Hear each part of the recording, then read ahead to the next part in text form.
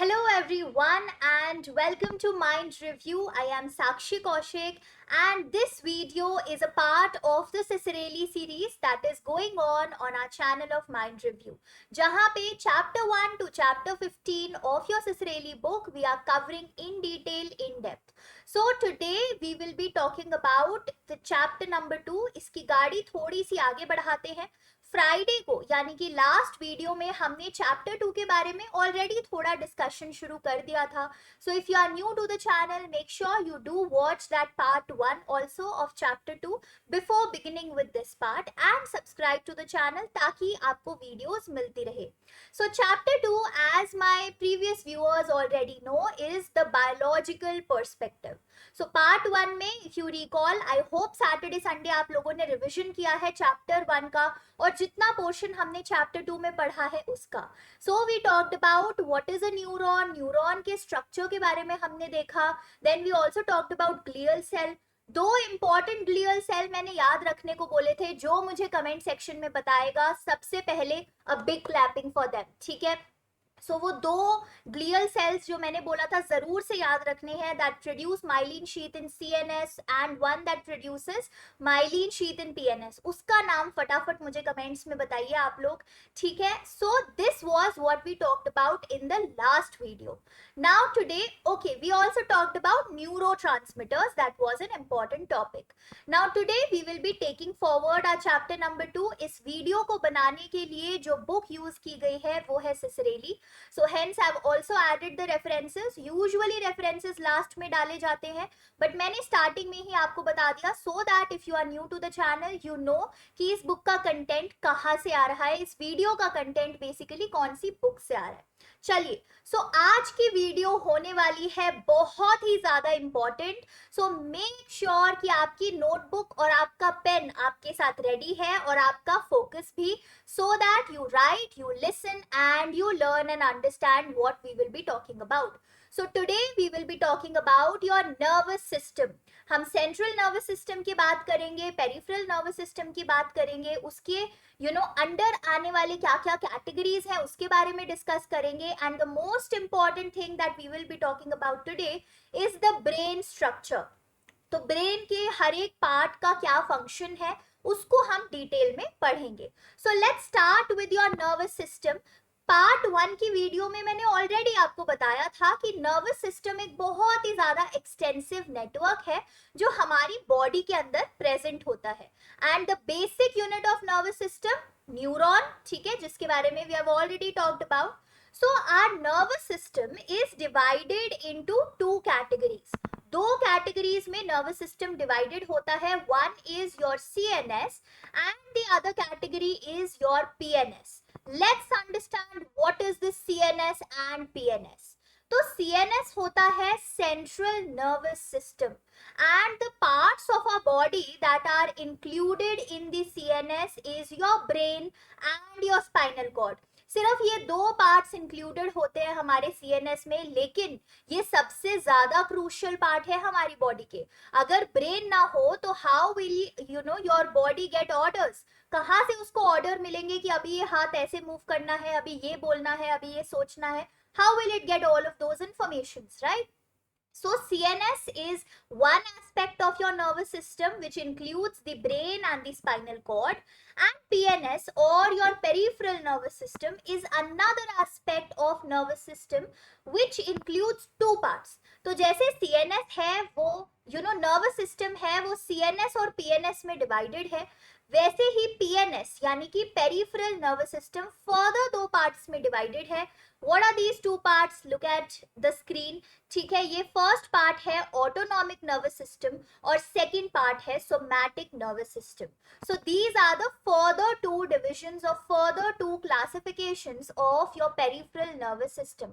फिर जो आपका ऑटोनॉमिक नर्वस सिस्टम होता है वो फर्दर दो पार्ट्स में डिवाइडेड है. भाई कितने पार्ट्स हैं साक्षी, हम तो ऐसे पढ़ते ही रह जाएंगे. Don't worry, by the end of this video you will remember all of it, I guarantee.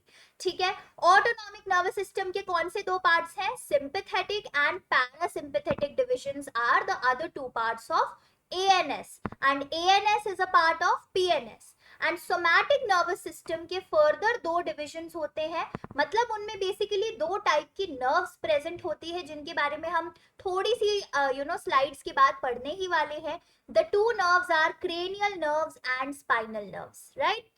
So if you are making notes simultaneously with this video, I'll give you a suggestion कि आप कैसे फटाफट flow chart के form में एक ऐसा note बना सकते हो जो आप लंबे समय तक याद कर पाओगे. So first of all, give a heading of nervous system ऐसे सर्कल में. After that, point out two arrows from it and एक एरो में आप लिख दो CNS और दूसरी एरो के नीचे आप लिख दो PNS. फुल फॉर्म लिख दो उसके साथ. एंड इफ यू फील कि आपको फुल फॉर्म ऑलरेडी पता है तो लिखने की जरूरत नहीं है. आफ्टर दैट CNS के सर्कल के नीचे you give two arrows, one for the brain and one for the spinal cord. तो ये हमारा सेंट्रल नर्वस सिस्टम तो यहीं पे खत्म हो गया. After that come to the peripheral nervous system यानी कि PNS के सर्कल के नीचे. PNS के सर्कल के नीचे आप फिर से दो एरो दीजिए. एक एरो के नीचे आप लिखिए ANS यानी कि ऑटोनॉमिक नर्वस सिस्टम और दूसरे एरो के नीचे आप लिखिए सोमैटिक नर्वस सिस्टम. अब नर्वस सिस्टम को आप स्मॉल में भी लिख सकते हो, simply NS, because you already know उसका मतलब क्या है ना. यहाँ पे हमें नोट्स किसी को सेल करने के लिए तो यूज नहीं करने हैं, इट इज फॉर अस. सो हम जितना शॉर्ट फॉर्म में लिखेंगे उतना हमारे लिए बेनिफिशियल है.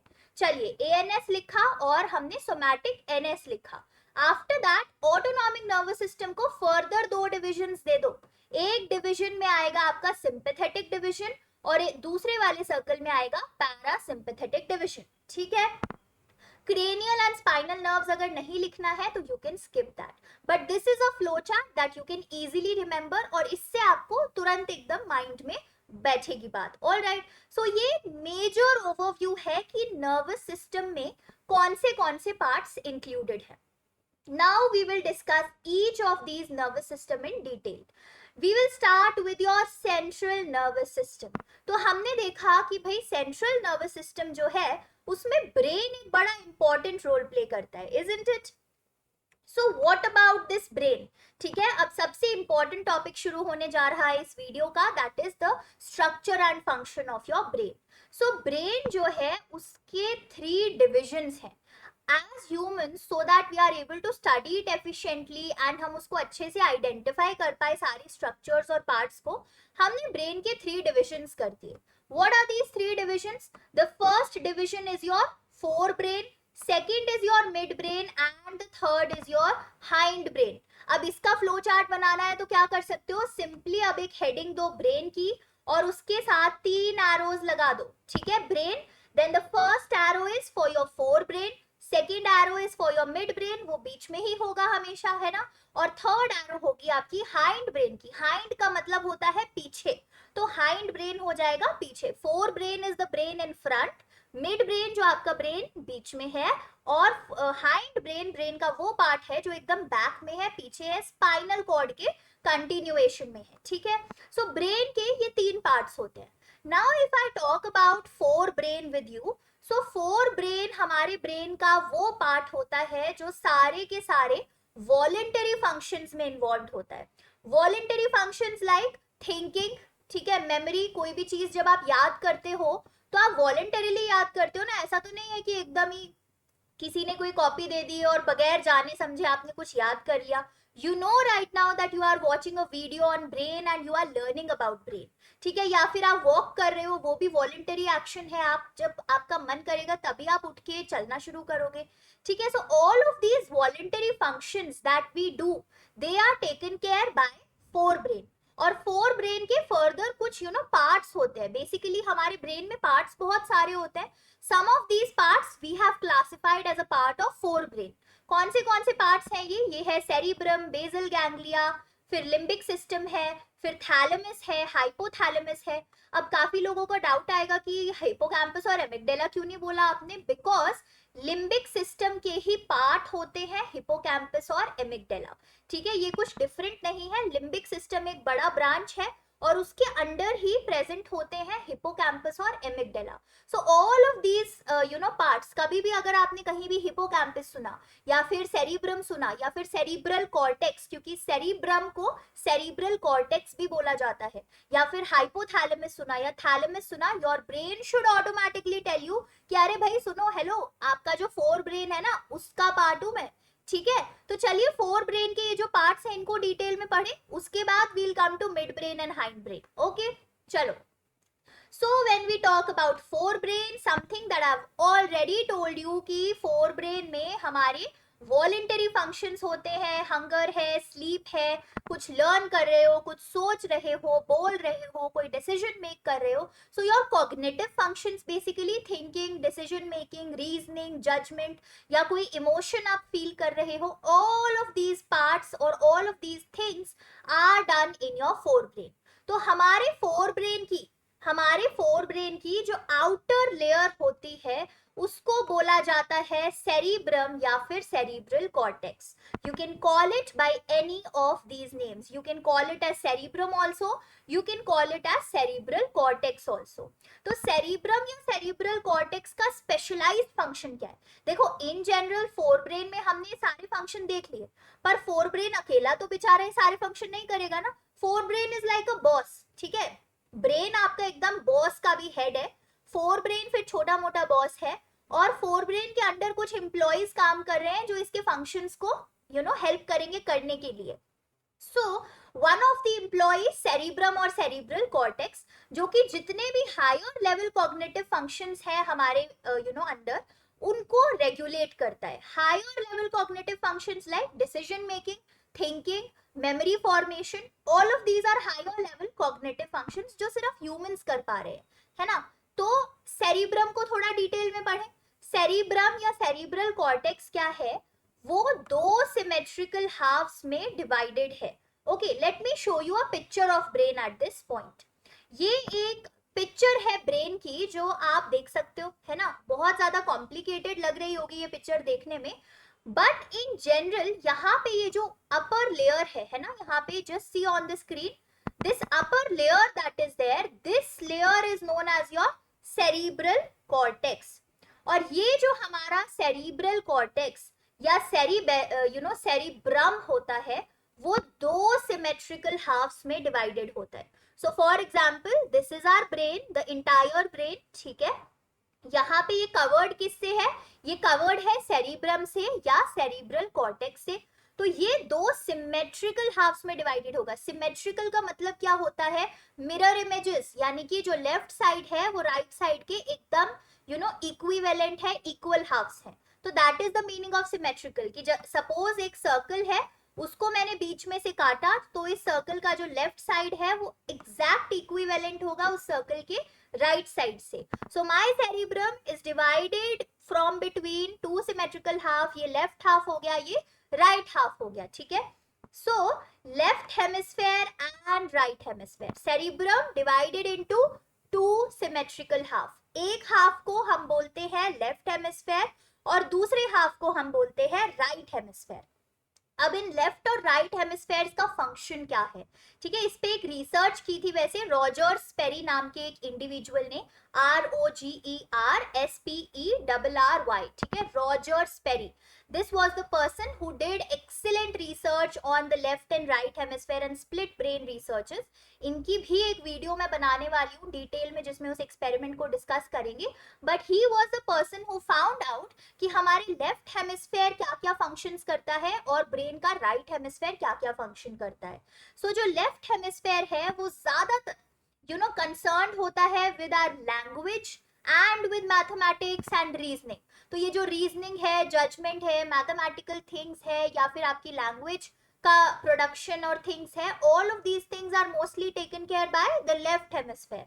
और जो राइट हेमिस्फेयर है वो किन चीजों पे फोकस करता है? It focuses on image recognition, face recognition. कोई भी अगर स्पेस में आपको पैटर्न बनता हुआ नजर आ रहा है तो वो, जो म्यूजिकल एबिलिटीज होती हैं, जो इमोशंस होते हैं, इन सारी चीजों के लिए राइट हेमिस्फेयर काम करता है.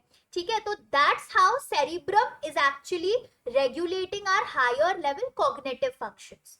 अब ये जो दो हेमिस्फेयर्स होते हैं ना, जैसे मैंने बीच में से डिवाइड तो कर दिया अपने ब्रेन को, है ना, तो ये जो दो हेमिस्फेयर्स हैं, लेफ्ट हेमिस्फेयर है और राइट हेमिस्फेयर है, ये आपस में कनेक्टेड भी तो होने चाहिए, कुछ तो रूट होगा जिससे ये कनेक्टेड है, because how will otherwise my language match with my emotion, या फिर मेरी लैंग्वेज मेरे फेस एक्सप्रेशन से कैसे मैच करेगी, कुछ ना कुछ मैच तो कराना पड़ेगा, दोनों हेमिस्फेयर्स को एक दूसरे की एक्टिविटी का तो पता होना चाहिए ना.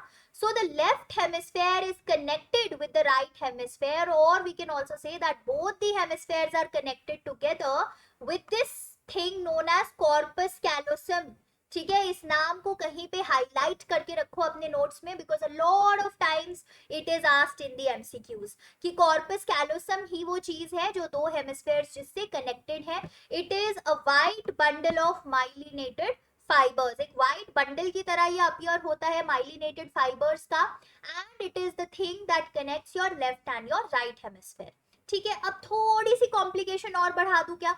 ठीक है, अभी तक मेरा मन नहीं भरा है, मैं थोड़ा और कॉम्प्लिकेशन बढ़ाऊंगी. वो क्या है कि सेरिब्रम, चलो मैंने ये बता दिया कि ब्रेन है, fore brain, mid brain, hind brain. ठीक है, फोर ब्रेन में एक पोर्शन है जिसको हम सेरिब्रम या सेरिब्रल कॉर्टेक्स बोलते हैं, जो हमारे ब्रेन की आउटर लेयर है, और ये क्या है, higher level cognitive functions regulate कर रही है. और सेरिब्रम क्या है, दो हेमिस्फेयर्स में डिवाइडेड होती है जो सिमेट्रिकल है, यानी कि इक्वल आइडेंटिकल है, मिरर इमेजेस हैं एक दूसरे के, एक लेफ्ट हेमिस्फेयर और एक राइट हेमिस्फेयर. अब एक और चीज क्या आती है कि हर एक हेमिस्फेयर में फोर लोब्स होते हैं. each of the hemispheres has four lobes, so my left hemisphere will have four lobes and my right hemisphere will also have four lobes. Now what are these four lobes? कभी नाम सुना होगा, frontal, temporal, parietal, occipital. ठीक है, ये अगर नाम सुने हैं आपने कभी, तो these are the four lobes that we have. ठीक है, तो frontal lobe, parietal lobe, temporal lobe, occipital lobe हमारे लेफ्ट हेमिस्फेयर में भी है, और यही चारों लोब्स हमारे राइट हेमिस्फेयर में भी प्रेजेंट होती है. Let me show you a picture. So this is a picture of your lobes. यहाँ पे तो स्पाइनल कॉर्ड आपकी शुरू हो जाती है नीचे, पर ये क्या है, लोब्स है. ये एक बहुत ही सिंप्लीफाइड वर्जन, एक सिंप्लीफाइड पिक्चर है, just to make it clear. So frontal lobe कहाँ पे प्रेजेंट होती है, आपका ये जो फ्रंट साइड है, फोरहेड वाला, this is your frontal lobe, यहाँ पे आपकी फ्रंटल लोब प्रेजेंट है. फिर आती है parietal lobe. Parietal lobe is somewhere over here, जो आपका ऊपर वाला सर होता है, यहाँ पे पेरिएटल लोब है, मिडल में कहीं पे. Then we have your temporal lobe. Temporal lobe कहाँ पे प्रेजेंट है, ईयर्स के पास, दोनों साइड में. ओके, बिकॉज दोनों हेमिस्फेयर्स में है भाई, है ना. So temporal lobe, temporal lobe, frontal, parietal, temporal, और ओसिपिटल बिल्कुल पीछे प्रेजेंट होती है आपके नेक के उधर.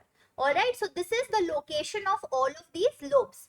एक बारी हम देख लेते हैं कि इन लोब्स का क्या फंक्शन है, क्या काम कर रहे हैं भाई ये सारे के सारे लोब्स. तो हर एक हेमिस्फेयर में चार लोब्स होती है, वो हमने देख लिया, but what is the work they are doing, how is it helpful for us. So when we talk about the frontal lobe, frontal lobe का काम आ जाता है मूवमेंट में, रीजनिंग में, स्पीच प्रोडक्शन में. तो हम जो मूवमेंट करते हैं या जो भी रीजनिंग या जजमेंट करते हैं, वो करने के लिए हमें फ्रंटल लोब हेल्प करता है. Okay, so frontal lobe is helping us to do all of these things.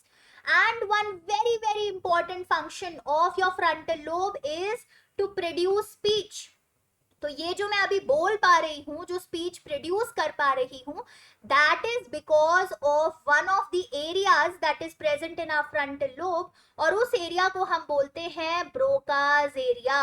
Everybody will write it down right away in their notebooks. ठीक है, ब्रोकाज एरिया हमारे फ्रंटल लोब में प्रेजेंट होता है, और Broca's area help करता है speech production में. एंड स्पेसिफिकली ब्रोकाज एरिया किधर प्रेजेंट होता है, लेफ्ट फ्रंटल लोब में. If you recall, left hemisphere वो हेमिस्फेयर है जो स्पीच के फंक्शन से रिलेटेड था, तो यहाँ पे स्पीच प्रोडक्शन है, लेफ्ट फ्रंटल लोब में ब्रोकाज एरिया प्रेजेंट होता है, और वो हमारी स्पीच के प्रोडक्शन को हेल्प करता है. Clear? Okay, now the second lobe that we have is our parietal lobe. Parietal lobe जो कि मिडिल में यहाँ पे था, उसका फंक्शन क्या होता है, जो हमारा सेंस ऑफ टच होता है, कोई चीज मेरे हाथ से टच हुई, या कोई गर्म चीज टच हुई, कोई हॉट या कोल्ड चीज टच हुई, या फिर जो आपकी लिम्ब पोजीशन अवेयरनेस होती है कि आपका hand with respect to your leg किधर है, या आपका जो नी है with respect to your stomach किधर प्लेस्ड है. So the awareness of your limb position and the awareness or the sensation of any kind of a touch, that work is done by the parietal lobe. Parietal lobe की वजह से हम ये चीजें, ये functions experience कर पाते हैं. After that is your temporal lobe. Temporal lobe कानों के पास है, तो जाहिर सी बात है उसका क्या function होगा, कुछ ना कुछ auditory information से related. So temporal lobe helps in the processing of auditory information. Auditory information की प्रोसेसिंग का क्या मतलब है कि जो भी इंफॉर्मेशन हम कानों से सुनते हैं उसकी प्रोसेसिंग में, उसकी अंडरस्टैंडिंग में टेम्पोरल लोब हमें हेल्प करता है. And important work is speech comprehension. So temporal lobe में भी एक एरिया प्रेजेंट होता है और उस एरिया का नाम है Wernicke's area. Again quickly write it down in your notebook अगर एग्जाम क्रैक करना है तो. ठीक है, वर्निकीज एरिया हमें हेल्प करता है स्पीच को कॉम्प्रीहेंड करने में.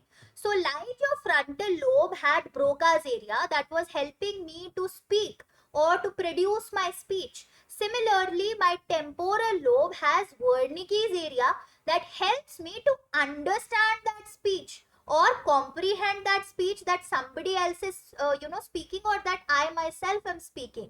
And specifically ये Wernicke's area again किधर होगा, left temporal lobe में, because this is something related to the function of speech and left hemisphere is taking care of speech. All right, so frontal lobe में आपका Broca's area आपके speech को produce करने में मदद कर रहा है कि आप बोल पाओ, और टेम्पोरल लोब में वर्निकीज एरिया आपको स्पीच को समझने में मदद करे ताकि आप कोई और जो बोल रहे हैं उसको समझ पाओ. ठीक है, या जो मूवी देख रहे हैं उसमें जो डायलॉग्स आ रहे हैं उसको समझ पाओ. So that work is done by temporal lobe. Finally we have occipital lobe towards the back side. Occipital का मतलब होता है विजन.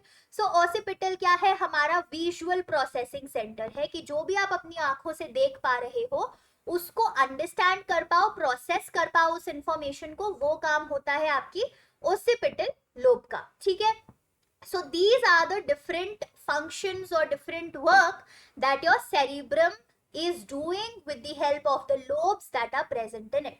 तो यहाँ पे हमारे फोर ब्रेन का एक मेजर पार्ट खत्म होता है जो था सेरिब्रम. हमने डिस्कस कर लिए हेमिस्फेयर्स, हमने डिस्कस कर लिए lobes. And what was the structure that was connecting the two hemispheres? Corpus callosum.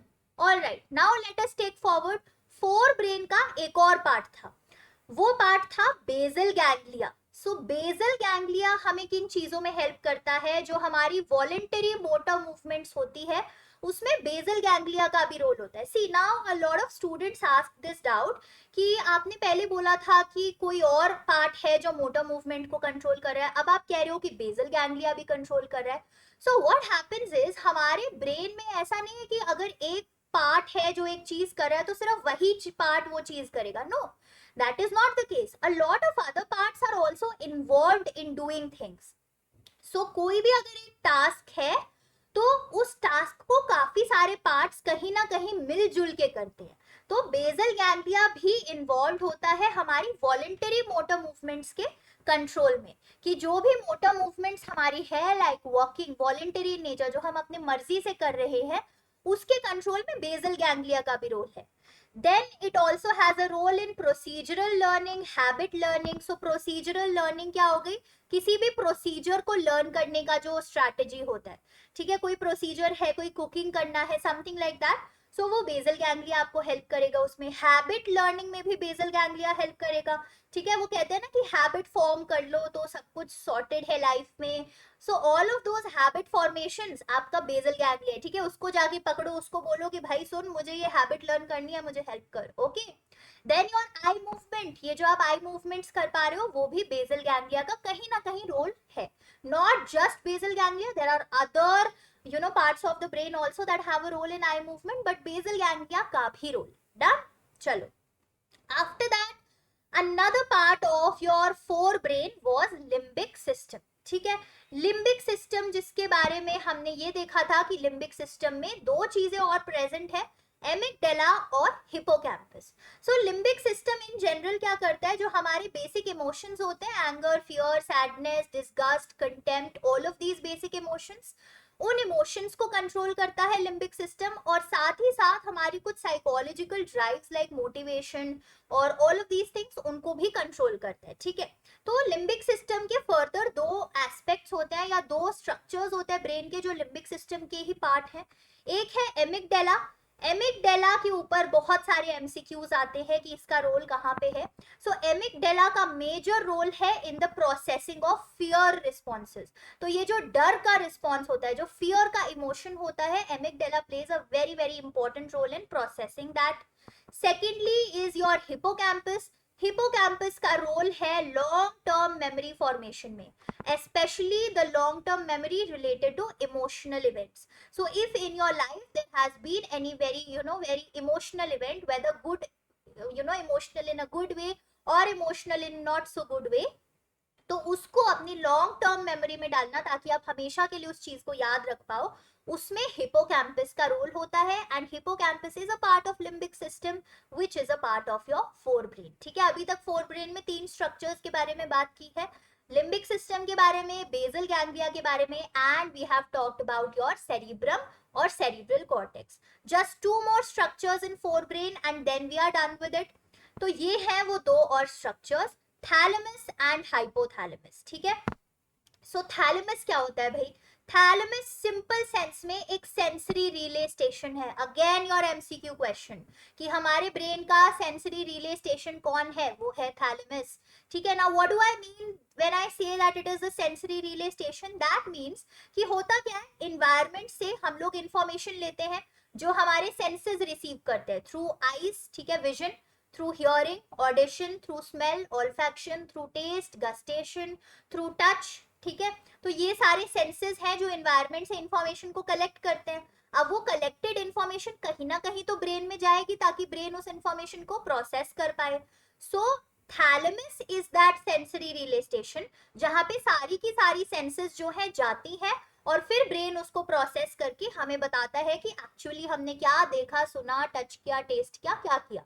But there is one sense that does not go to the thalamus, and that is the sense of smell. पता नहीं भाई इनको क्या दिक्कत हुई, लेकिन smell वाली sense यानी कि ऑल्फैक्शन वाली सेंस को छोड़ के जितनी भी सेंसेस है, विजन से रिलेटेड, ऑडिशन से रिलेटेड, गस्टेशन से रिलेटेड या टच से रिलेटेड, वो सारी की सारी सेंसेस थैलेमस पे जाती है। लेकिन ये जो सेंस ऑफ स्मेल है यानी कि ऑल्फैक्शन है, उनका अपना एक स्पेशलाइज्ड एरिया बना हुआ है ब्रेन में जिसपे वो जाती है, and this specialised area is known as your olfactory bulbs. तो ऑल्फैक्टरी बल्ब्स पे सेंस ऑफ स्मेल चली जाती है। बट इन जनरल थैलेमस का क्या काम है भाई? वो एक सेंसरी रिले स्टेशन है जहां पे सारी सेंसेस आती हैं। After that is your hypothalamus, very very important structure, ठीक है। हाइपोथैलेमस काफी सारी चीजों में इन्वॉल्व है। It is involve in the pleasure sensation. तो जो आपको प्लेजर फील होता है कोई भी चीज करके, यू रिमेंबर लास्ट वीडियो में we were talking about a neurotransmitter that is related to the pleasure sensation. Comment down below कौन सा था वो न्यूरोट्रांसमीटर जो pleasure sensation से related है, ठीक है। and I'll test you like this कि क्या आप लोग रिवाइज कर रहे हैं या नहीं। Alright, so hypothalamus is involved in your pleasure sensations. जो आपका हंगर होता है उसमें भी hypothalamus का रोल है, और हमारा जो बॉडी टेम्परेचर रेगुलेशन है उसमें भी hypothalamus plays an important role. Besides that हमारी जो एंडोक्राइन ग्लैंड्स होती है, जो नेक्स्ट वीडियो है, जो कल एक वीडियो अपलोड होने वाली है, उसमें हम एंडोक्राइन ग्लैंड्स के बारे में डिस्कस करेंगे। So endocrine glands basically are the ductless glands, है ना, जो अपना जो भी मटेरियल है उनका वो डायरेक्टली ब्लड स्ट्रीम में रिलीज कर देती है without any duct in between, ठीक है। सो जो एक एंडोक्राइन ग्लैंड है जिसको हम बोलते हैं pituitary gland, which is also known as master gland, ठीक है। तो उस पिट्यूटरी ग्लैंड को भी हाइपोथैलेमस कंट्रोल और रेगुलेट करता है। That is another function of hypothalamus. With that we cover your forebrain. Quickly देखते हैं, हमारा नर्वस सिस्टम है सीएनएस, पीएनएस। सीएनएस में ब्रेन है, स्पाइनल कॉर्ड है। फिर पीएनएस में आपका ऑटोनॉमिक नर्वस सिस्टम है और सोमैटिक नर्वस सिस्टम है। ऑटोनॉमिक नर्वस सिस्टम में हमारे 2 डिविजन्स थे, सिंपैथेटिक, पैरासिम्पैथेटिक, एंड सोमैटिक में क्रेनियल नर्व्स हैं और स्पाइनल नर्व्स हैं, right. Then we started talking about our CNS का ब्रेन वाला पोर्शन कि भाई ब्रेन हमारा हमने अपने कन्वीनियंस के लिए फोर ब्रेन, मिड ब्रेन और हाइंड ब्रेन की तरह डिवाइड कर लिया। फोर ब्रेन क्या है, वॉलेंटरी फंक्शंस करता है, और उसमें हमने सेरिब्रम या सेरिब्रल कॉर्टेक्स के बारे में पढ़ा, लेफ्ट एंड राइट हेमिस्फेयर के बारे में पढ़ा, फोर लोब्स के बारे में पढ़ा, then we talked about your basal ganglia, we talked about your limbic system जिसमें एमिगडाला और हिपोकैम्पस भी है, we talked about your thalamus and hypothalamus. Now we will talk about your mid brain. तो mid brain basically क्या करता है, वो middle में है फोर ब्रेन और हाइंड ब्रेन के. तो जैसे कॉर्पस कैलोसम आपकी लेफ्ट और राइट हेमिस्फेयर को कनेक्ट कर रहा था, उनके बीच इंफॉर्मेशन ट्रांसमिट कर रहा था, वैसे ही मिड ब्रेन क्या है, वो हमारे फोर ब्रेन और हाइंड ब्रेन को कनेक्ट करने का काम करता है. It connects your hind brain and fore brain, and जो भी इंफॉर्मेशन ट्रांसमिट करनी हो इन दोनों ब्रेन स्ट्रक्चर्स के बीच में वो मिड ब्रेन करता है. बिसाइड्स मिड ब्रेन में एक स्ट्रक्चर होता है, एक सिस्टम होता है जिसको हम बोलते हैं RAS, which is reticular activating system. तो ये जो RAS है या रेटिकुलर एक्टिवेटिंग सिस्टम है, it is involved in the feelings of arousal, alertness and activeness. So the fact that after waking up and taking a bath and a shower, you are aroused, you are alert for the day, whatever is happening around you in the environment, you are aware of it, you are active, you are alert. तो वो चीजें कैसे हो पा रही है, mid brain के reticular activating system का एक रोल है उस सब में. Okay, this is all that you need to know about mid brain. Now we will talk about another major part of our brain, जो कि है हमारा हाइंड ब्रेन. हाइंड ब्रेन छोटू सा है, again it is not very big. Fore brain था बड़ा chunk, जो ऑलरेडी आप जंक पार कर चुके हो. ठीक है, हाइंड ब्रेन तीन पार्ट्स में डिवाइडेड है, सेरिबेलम है, पॉन्स है और मेड्यूला ऑब्लोंगेटा है. सो डोंट गेट कंफ्यूज्ड, ये सेरिबेलम दूसरी चीज है और वो सेरिब्रम को सेरिब्रम या सेरिब्रल कॉर्टेक्स वो दूसरी चीज था जो फोर ब्रेन का पार्ट था. सो हाइंड ब्रेन में when I talk about cerebellum, cerebellum का काम होता है हमारे पोस्चर को मेंटेन करने में. So sometimes you must have seen people, किसी का एकदम अपराइट पोस्चर होता है, कोई स्टूपी शोल्डर्स के साथ रहता है, किसी का कैसा बिगड़ा हुआ पोस्चर होता है, किसी का एकदम back and upright and straight posture. So ये जो सारी पोस्चर का रोल है वो सेरिबेलम इसको कंट्रोल करता है. सेरिबेलम का रोल होता है हमारे बॉडीली पोस्चर में. फिर सेरिबेलम का रोल होता है in the coordination of muscular movements. So the way I am walking, जब हम वॉक करते हैं, रन करते हैं, बाइसाइकिल चलाते हैं, तो हमारे मस्कुलर मूवमेंट्स में कोऑर्डिनेशन होना बहुत इंपॉर्टेंट है कि कैसे एक पैर पहले आगे आएगा, फिर दूसरा, हैंड्स कैसे जाएंगे. So that coordination is also done by cerebellum. And it stores the memory of movement patterns. तो हमारे मूवमेंट पैटर्न्स, जैसे हर दिन हमें सुबह उठ के ये याद नहीं करना पड़ता ना कि कैसे चलना है या कैसे भागना है, and after a point of time sometimes जैसे बाइसाइकिल राइड करना है वो याद नहीं करना पड़ता है. So all of these movement patterns, इनकी जो मेमोरी है वो सेरिबेलम स्टोर करने में हेल्प करता है. ठीक है, सो सेरिबेलम का मेजर रोल हमारी मूवमेंट और हमारे पोस्चर से रिलेटेड है. After that is another part of hind brain, that is your pons. Pons का फंक्शन क्या है, ये हमारे स्लीप में कहीं ना कहीं एक रोल प्ले करता है, specially the sleep characterized by dreams. तो जब हमें रात को सपने आते हैं, there are different stages of sleep. I hope आपने वो वीडियो मेरी देखी होगी जिसमें हमने स्लीप की स्टेजेस के बारे में डिस्कस किया है. If not, you can also watch it, I will attach the link here. ठीक है, तो उस स्टेज कोड स्लीप की जिसमें हमें सपने आते हैं उसको हम बोलते हैं REM स्लीप. ठीक है, सो REM स्लीप में पॉन्स का एक इंपॉर्टेंट रोल होता है. Secondly, it also has some role in maintaining our respiration. सांस लेने का जो प्रोसेस है, सारा का सारा रोल नहीं है पॉन्स का इसमें, but some role pons does play in the respiratory process. And it also plays role in our facial expression regulation. कैसा फेशियल एक्सप्रेशन दे रही हूँ, हंस रही हूँ, गुस्सा हूँ, एक्साइटेड हूँ, what kind of facial expression am I giving at the moment, somehow it is controlled, it is regulated by our pons. तो pons का ड्रीम में रोल है, फेशियल एक्सप्रेशन में रोल है, एंड हमारे रेस्पिरेशन में रोल है. And then we have medulla oblongata. Medulla oblongata क्या है, हमारे ब्रेन का लोएस्ट पोर्शन है, यानी कि जहां पे ब्रेन एंड होता है और स्पाइनल कॉर्ड शुरू हो जाता है, वो पोर्शन है medulla oblongata. Okay, spinal cord is actually in continuation only. Medulla oblongata खत्म हुआ और स्पाइनल कॉर्ड शुरू हुआ, that is how it is. And medulla oblongata is also known as the vital center of your brain. This is your another MCQ. लिख नहीं रहे हो बच्चों तो लिख लो please guys, please write it down. It is very important. Otherwise, after this video, you'll forget about it. But if you write it somewhere, if you keep on revising, you will remember. Okay. So medulla oblongata is the vital center of our brain. Why? Because medulla oblongata वो life supporting activities को control करता है. Life supporting activities like breathing, heart rate, blood pressure. इन तीनों में से कोई भी चीज ऊपर नीचे हुई, we are gone, है ना? Breathing है, हमारी heart rate है, हमारा blood pressure है, low, high. Okay, how is it going to be? All of this is being controlled by your medulla oblongata also. ठीक है? So with this, we have completed your brain का portion. Fore brain, midbrain and hind brain, है ना? चलिए, तो हमारा CNS एक तरीके से हमने कवर किया. ब्रेन आपका नर्वस सिस्टम है, आपका सेंट्रल नर्वस सिस्टम है और ब्रेन है. ठीक है?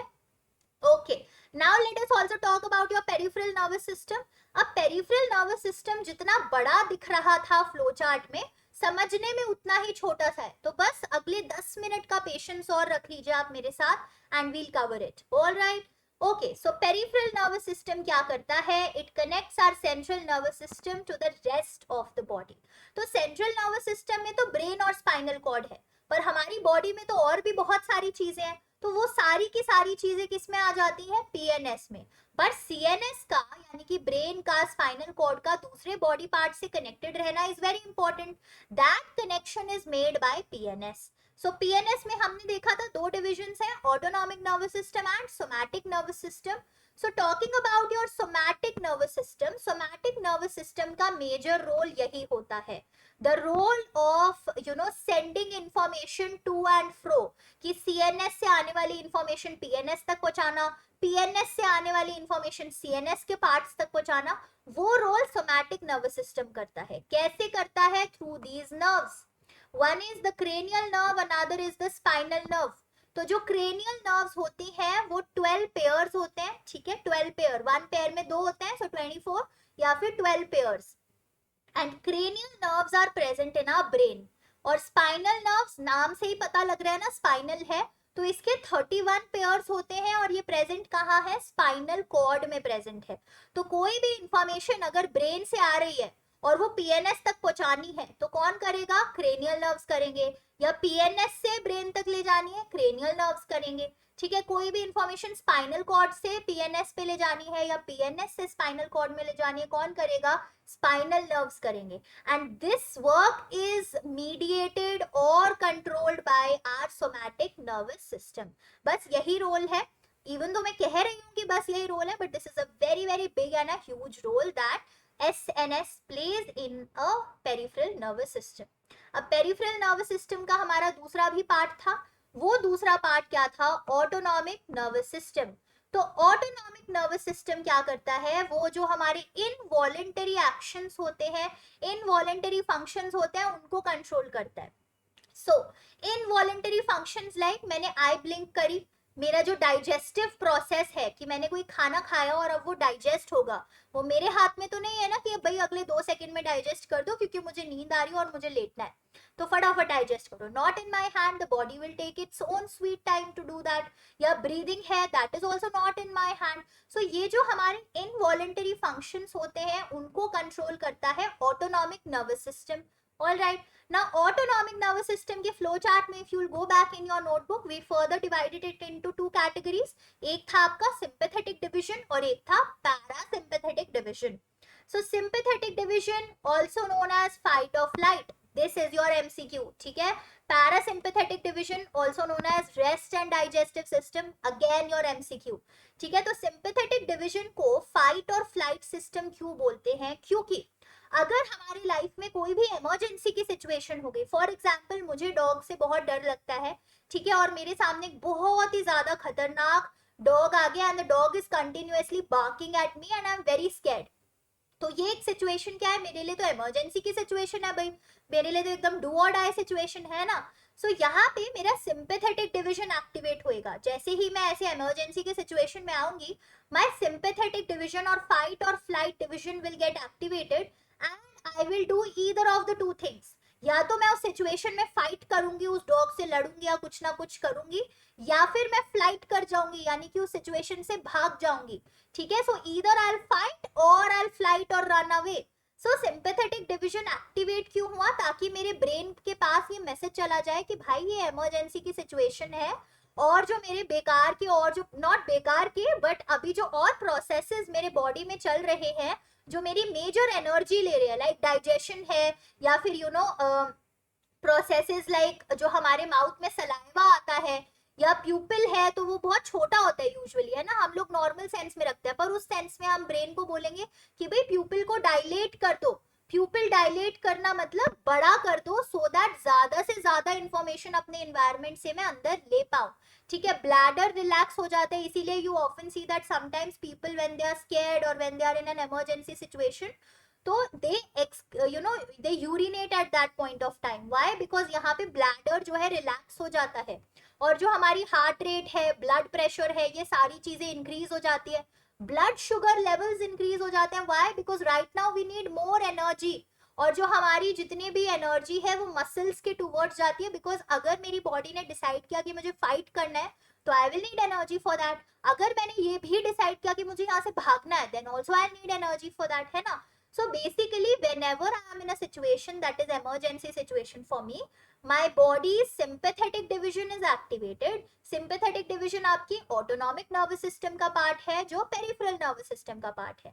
So वो activate हो जाएगा, जिसमें या तो मैं फाइट करूंगी या फ्लाइट करूंगी। और इस केस में जो डाइजेस्टिव प्रोसेसेस हैं, जो ब्लैडर का प्रोसेस चल रहा है, जो सलाइवेशन चल रहा है, वो सारी चीजें कुछ वक्त के लिए बॉडी रोक देगी, because the body will say कि भाई पहले तुम्हारी जान बचानी जरूरी है, खाना तो बाद में भी हजम होता रहेगा, है ना। तो वो प्रोसेसेस आपके सिंपैथेटिक डिवीजन में होते। नाउ मैं उस डॉगी से डर के भाग गई, मैंने डिसाइड किया कि भाई यहाँ लड़ने का कोई फायदा नहीं, छुप जाओ, भाग जाओ। छुप के फाइनली कुछ ना कुछ करके मैं अपने घर के अंदर आ गई। That means now I am out of that emergency situation. तो अब जब ब्रेन के पास वापस ये मैसेज जा चुका है कि भाई ये साक्षी जो है इमरजेंसी के सिचुएशन से बाहर आ चुकी है, तो जो डाइजेशन का प्रोसेस था, जो ब्लैडर का प्रोसेस चल रहा था, ठीक है, जो भी चीजें पहले मेरे बॉडी में चल रही थी, वो सारी चीजें फिर से चलनी शुरू हो जाएंगी, है ना। And my body will try to now relax me, क्योंकि मेरा हार्ट रेट उस वक्त इतना बड़ा हुआ था, मेरा मुंह एकदम सूख गया था, बिकॉज सैलाइवेशन कम हो चुका था, ब्लड शुगर लेवल एकदम स्पाइक पे थे, बीपी हाई हो रखा था, जो वो सारी चीजें एकदम एबनॉर्मली हाई जा चुकी थी, वो अब वापस बॉडी को होम्योस्टैसिस पे आना है। होम्योस्टैसिस का मतलब क्या होता है? इक्विलिब्रियम, है ना। मेरी बॉडी को वापस उस नॉर्मल स्टेट में आना है जिसमें वो थी। So then my parasympathetic division will be activated. तो जब इमरजेंसी की सिचुएशन खत्म हो जाती है, तो पैरासिम्पैथेटिक डिवीजन एक्टिवेट होता है, जिसको हम रेस्ट एंड डाइजेस्टिव सिस्टम भी बोलते हैं। व्हाई? बिकॉज ओवर हियर मेरी बॉडी वापस से काम और रेस्टिंग स्टेट में आ रही है, प्यूपिल अब कॉन्स्ट्रिक्ट हो जाएंगे, यानी कि जो पहले डायलेट बड़े हो रखे थे उनको अब मैं कम कर सकती हूँ, because now I don't need a lot of information from the environment.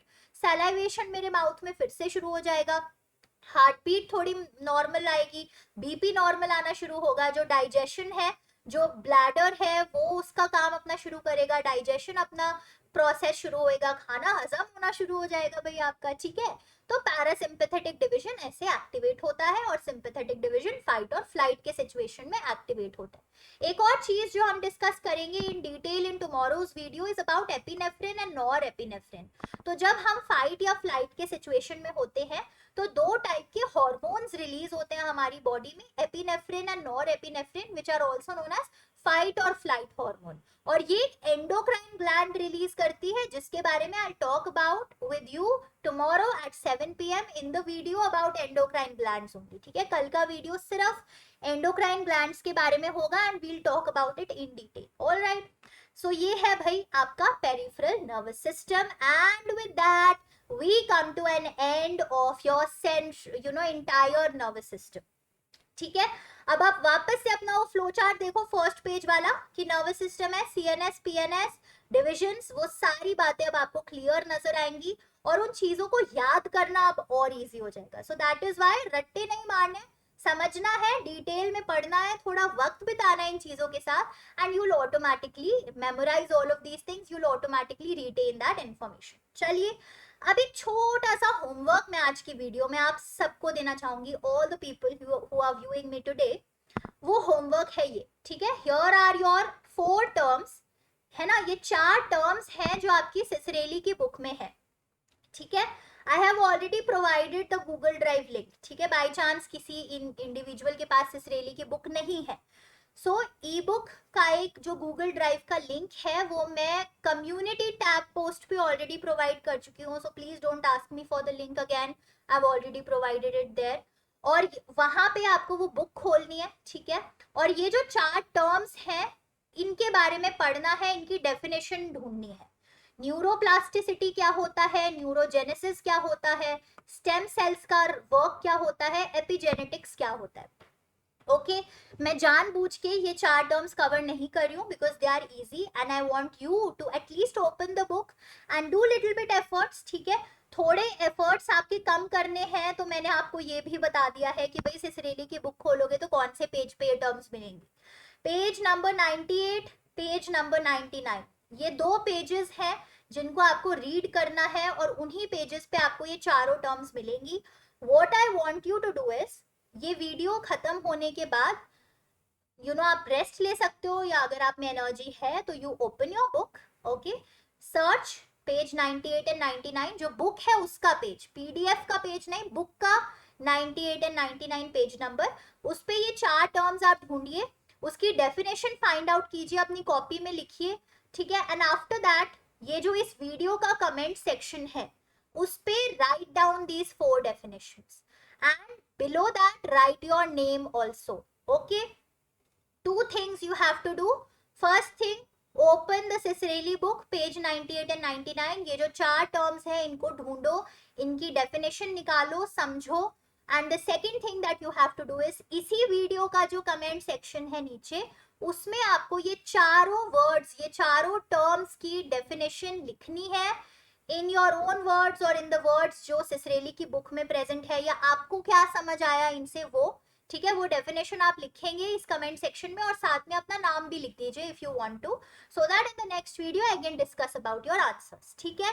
तो ये आपका छोटा सा होमवर्क है और कल ही की वीडियो में I will be discussing about all of these terms. I really want all of you to do this little effort, ठीक है। थोड़ा सा छोटा सा ही होमवर्क है, बहुत बड़ा काम नहीं है, I am sure you can do it, है ना। चलिए, so with that we come to an end of today's video, जहां पे हमने आपके चैप्टर 2 का पार्ट 2 डिस्कस किया है। पार्ट 3 आएगा कल जिसमें हम एंडोक्राइन ग्लैंड्स डिस्कस करेंगे, ठीक है। I hope you like the video and do let me no क्या ये तरीका पढ़ाने का ज्यादा इंटरैक्टिव लग रहा है, ज्यादा बेटर लग रहा है। If yes then please do let me know in the comment section, और क्या समझ में आया है वो भी बताइए, वीडियो के फीडबैक्स दीजिए। I will be more than happy to take those feedbacks and work on them, ठीक है। चलिए, so till then have a very good day, stay tuned for more videos, subscribe, like, share, वो सारी चीजें आप कर देना एंड होमवर्क जरूर करना, ओके। Bye by everybody.